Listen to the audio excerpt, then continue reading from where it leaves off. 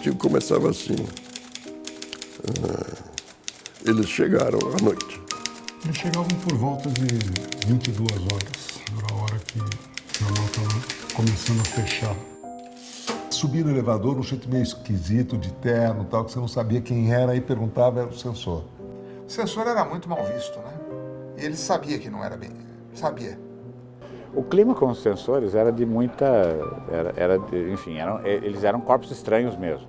Você tinha no Estadão o GG, que cantava Strangers in the Night, que eram exatamente os estranhos na noite entrando lá na redação. Cantava algumas coisas, entre elas Strangers in the Night, eccentric glances, overs in the night, a lover ever went and fought in love, because he loved you.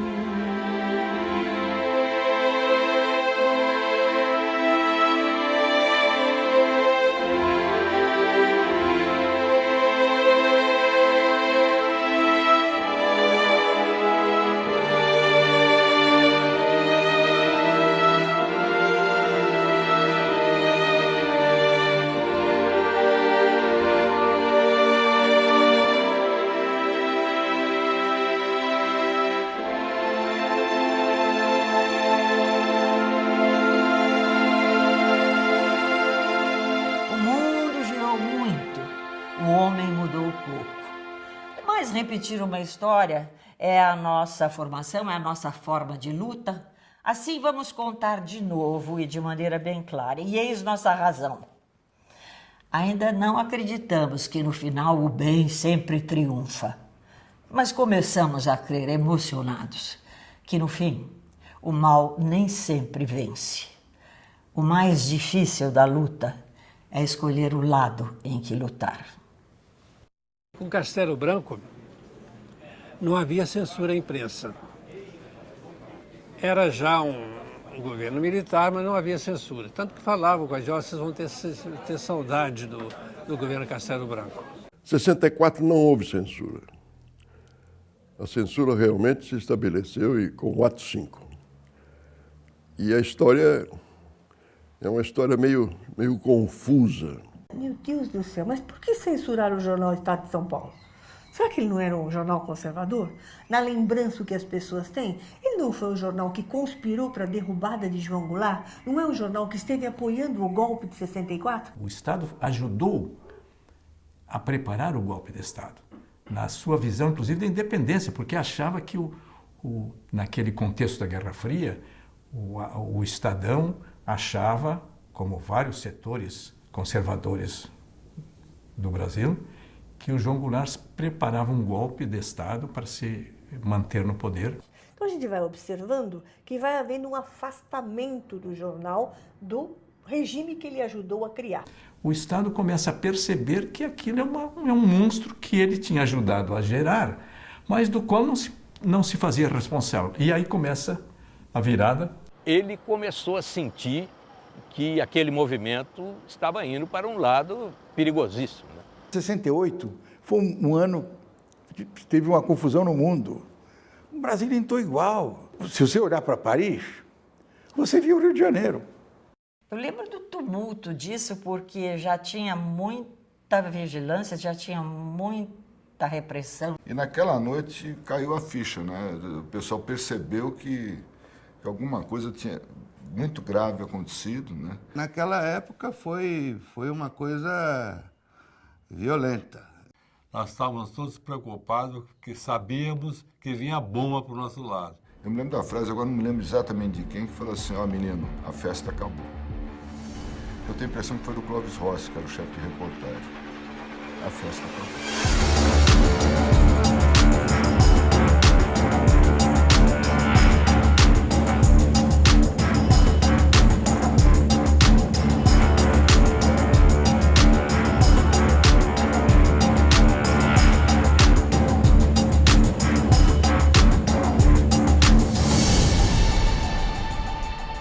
No AI-5 foi o desespero total, né? É inesquecível aquela época, muito difícil para todos. Principalmente porque toda a classe artística tinha consciência do que estava acontecendo, né? Primeiro, perplexidade. Segundo, o que podemos fazer? Depois, não podemos fazer. Medo. Éramos uns 3 ou 4 repórteres e fomos recebidos pelo comandante da 4ª Zona Aérea, que era o brigadeiro José Vaz da Silva. Ele fez um desabafo. Disse, olha, os mesquitas do Estadão passam a vida descendo pau nos militares e dizendo que não há liberdade no Brasil, que as notícias são censuradas, que nós vivemos uma ditadura, pois agora, com o ato 5, eles vão ver. Agora nós temos liberdade de fazer o que nós sempre quisemos fazer. A ditadura em si, perigosamente ridícula, que proíbe tudo. Inclusive, é proibido dizer que tudo está proibido, toma uma feição real e concreta a partir do ato institucional número 5, de 13 de dezembro de 1968. Considerando que todos esses fatos perturbadores da ordem são contrários aos ideais e à consolidação do movimento de março de 1964, obrigando os que por ele se responsabilizaram e juraram defendê-lo a adotarem as providências necessárias que evitem sua destruição, resolve editar o seguinte ato institucional. Fica suspensa a garantia de habeas corpus nos casos de crimes políticos contra a segurança nacional, a ordem econômica e social e a economia popular. Fica decretado o recesso do Congresso Nacional a partir desta data. Brasília, 13 de dezembro de... O ato AI-5 era realmente uma tentativa de organizar aquilo que estava caminhando por uma enorme desorganização. A gente tinha a sensação de que isso não era uma coisa brasileira. Não é assim, não vai, sabe, não vai acontecer, não é possível que isso se mantenha. Para nós soava de uma forma tão absurda, tão esquisito. Nós demoramos, alguns de nós demoraram um pouco para entender o que estava acontecendo e qual seria a amplitude disso. As pessoas ficam reclamando, dizendo, até criticando, com uma certa razão, mas a suspensão do habeas corpus não significava que você estava autorizando o Estado a punir pessoas ou fazer abusos contra os direitos humanos em alguém que estivesse sob a proteção do Estado. Jamais poderíamos aceitar que a violência, o arbítrio, a prepotência viesse a substituir o regime dessas franquias para supressão do habeas corpus. Era coisa que não se podia conceber. O Costa Silva diz, então vamos resolver. E o Ministério inteiro vota, alguns até feito imperadores romanos. AI-5, AI-5. Pedro Aleixo fica sozinho, pressionam tanto o velho que ele acaba assinando o AI-5. Um ato como esse exige reflexão, mas também exige, após a reflexão, uma decisão. Eu assinei o AI-5 e assinaria de novo, se as condições fossem aquelas vigentes naquele instante. Vem junto também a autorização, dentro do AI-5, para censurar a imprensa. Então, dia 14 ou 15, eu entrei na redação e o jornal estava em greve. Era uma greve de protesto contra a censura e de apoio ao jornal que estava censurado. Mas, de qualquer forma, o ato institucional número 5 foi uma grande surpresa, inclusive porque se ligava muito ao editorial escrito por Dr. Juninho, Instituições em Frangalhos, que até hoje se considera que foi o deflagrador do ato 5. O editorial era um editorial violento, defendendo a democracia, a volta da democracia e ofendendo, agredindo com muita coragem todo aquele espírito fascista que estava ocupando o poder. Isso já ficava claro. E os militares não toleraram isso. E daí o empastelamento do jornal, ou a tentativa de empastelar o jornal. No entanto, aquilo foi o sintoma inicial de uma grande rebelião que depois vai se avolumando pouco a pouco e que, sinceramente, o Estado de São Paulo é que guia essa rebelião, principalmente essa rebelião que entra na classe média brasileira. Então, nesse comentário tão negativo, ele já vai ser apreendido. Naquela noite houve invasão do jornal e a apreensão da edição. Vieram com tudo, fardados, né? Tomei um susto, porque eu sempre fui muito medroso, né?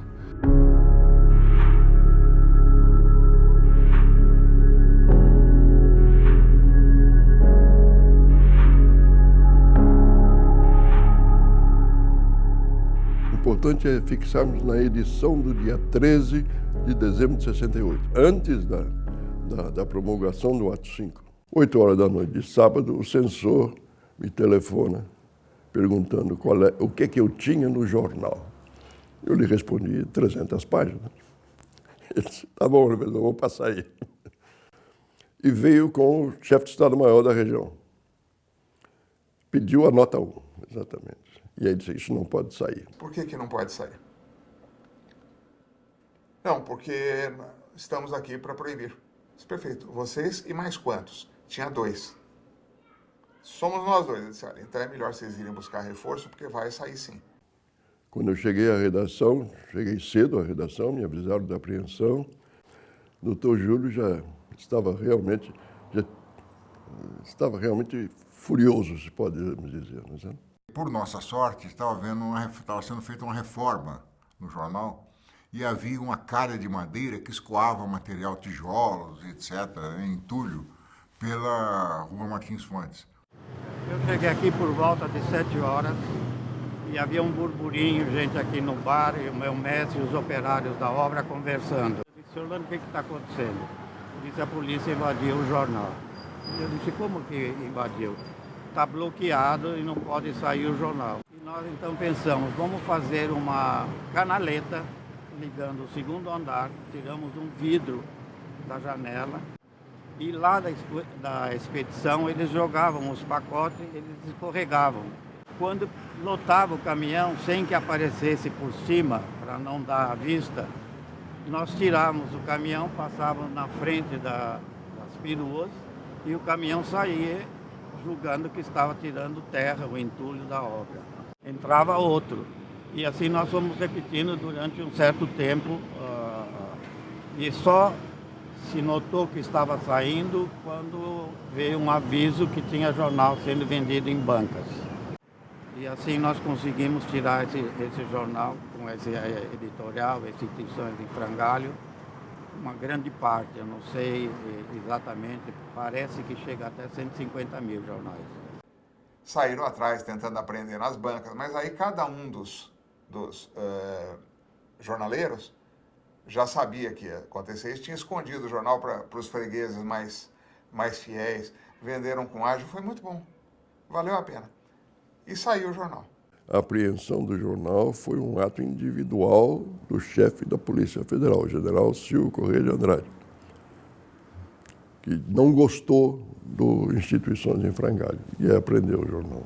Ele já era velhinho, cabelo branco, então eu lembro que ele estava com um capote preto e tal, e ele comandava aquilo tudo. E ele foi enganado, né? Foi enganado por nós todos. Ele estava fechando uma saída do jornal e o jornal saindo pelo outro lado. Então, isso foi muito interessante. Ali começou a resistência do jornal à censura. Uma resistência que continuou durante muito tempo pela orientação dada pela família Mesquita aos seus profissionais na imprensa. O jornal vai preparar as notícias. Se não nos deixarem publicar, não é problema de vocês. Nós vamos fazer tudo, todas as reportagens, como se não houvesse censura. Aí cabe a eles, ao censor, depois cortar. E havia uma vontade de se fazer o melhor jornalismo, e até porque ninguém estava preocupado com a censura. Vamos fazer o que é melhor. E se for censurado, foi censurado. O que tinha que ser feito era entregue. O editor editava, o editor botava título, o editor mandava para a página, tendo certeza de que aquele material ia ser cortado, não importa, ele está aqui. O fenômeno mais triste que aconteceu por conta do AI-5 não foi a censura, que já é execrável, foi a autocensura. Aí, os donos de jornal, quase todos, pressionavam seus repórteres, seus redatores. Essa notícia, isso vai prejudicar o fulano de tal, o ministro não vai gostar, o coronel tal não está gostando, vamos, não publica isso. Então a autocensura foi o pior que pudesse acontecer. na imprensa. Quando o Diário fez 150 anos, o Diário de Pernambuco, a editora-chefe era uma mulher. Eu fui entrevistá-la para fazer uma matéria para o Estado de São Paulo sobre os 150 anos do Diário. Então ela me disse que gostava da censura, pelo menos não dava trabalho a ela de pensar o que publicar. Ela já sabia o que não ia publicar. E só 3 jornais no Brasil não faziam a censura prévia. Eram o Estado, o Jornal da Tarde e, no Rio de Janeiro, um pequeno jornal que era comandado pelo Carlos Lacerda, a Tribuna da Imprensa. Esses foram os 3 únicos jornais brasileiros que resistiram à censura. Mas eu acho que a censura maior era no Estadão. Eu não me lembro da censura nos outros jornais. A revista Veja, ela também recebeu o censor. Então, entre 1972 e 1977, em momentos distintos, a revista recebeu. Ela não tem um censor direto, como o jornal Estado de São Paulo, está preso ali o tempo inteiro e fica dia a dia dentro do jornal, mas ela, na realidade, em alguns momentos, ela será censurada. A Veja seguramente deve ter sofrido pressões realmente pouco edificantes. Mas com o Estado ele estava lá. Eu descia a matéria, ele que censurasse. Os outros atendiam o telefone e se combinavam lá com o pessoal da censura e tudo bem. O Estado nunca admitiu isso. A gente sentia que ali havia um respeito à informação, né? A gente sabia que ali se falava livremente e que os nossos chefes queriam a informação. Então, o jornal impresso era a grande manifestação cultural, informativa, a grande informação da sociedade era absorvida pelo que dizia o jornal impresso.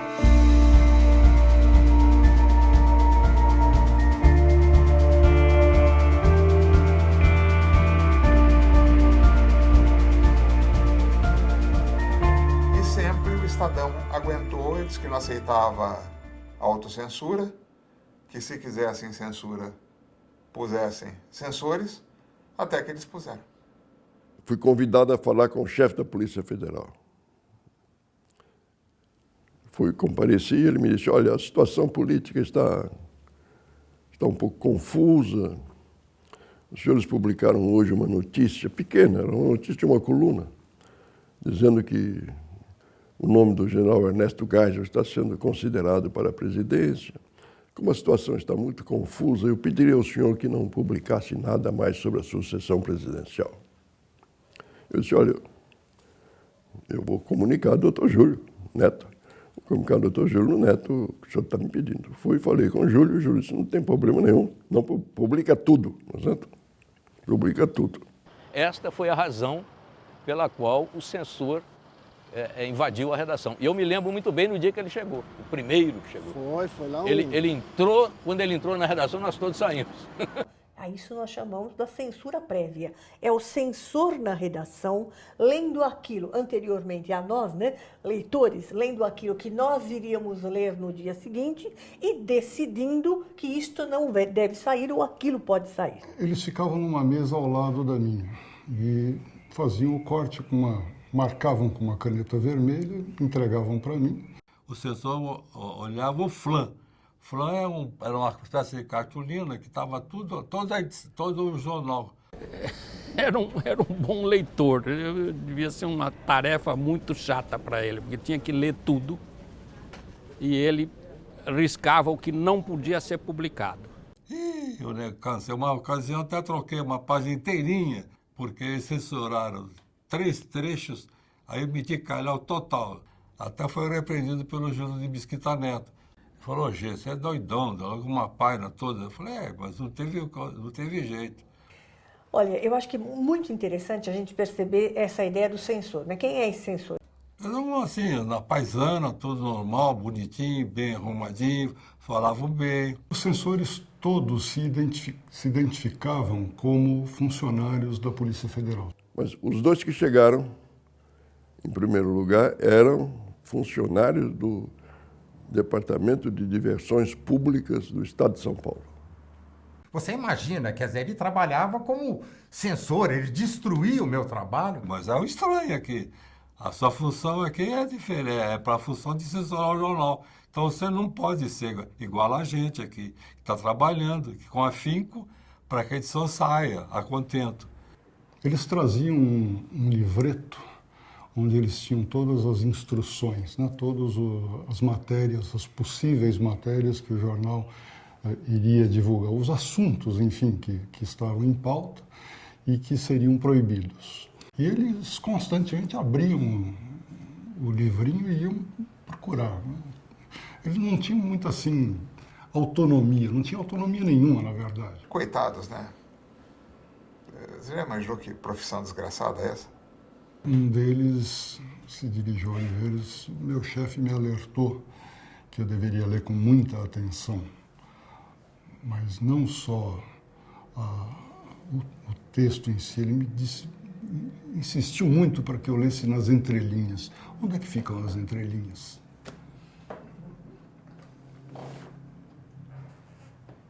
Esse negócio de censura, ele nem ia na redação para ver censura ou não. Uma vez parece que um censor entrou na sala dele e ele botou o cara para fora. Porque aquilo também era demais.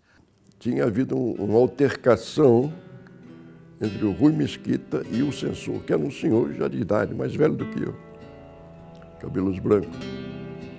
E o censor estava muito comovido com a altercação. Ele me procurou e me disse, professor, eu não sei o que houve, porque, veja, eu aprendi a ler no estado de São Paulo e agora tive essa altercação com o Dr. Rui e tudo mais. Quer dizer, era um homem que, no fundo, eu tenho a impressão que não gostava da função.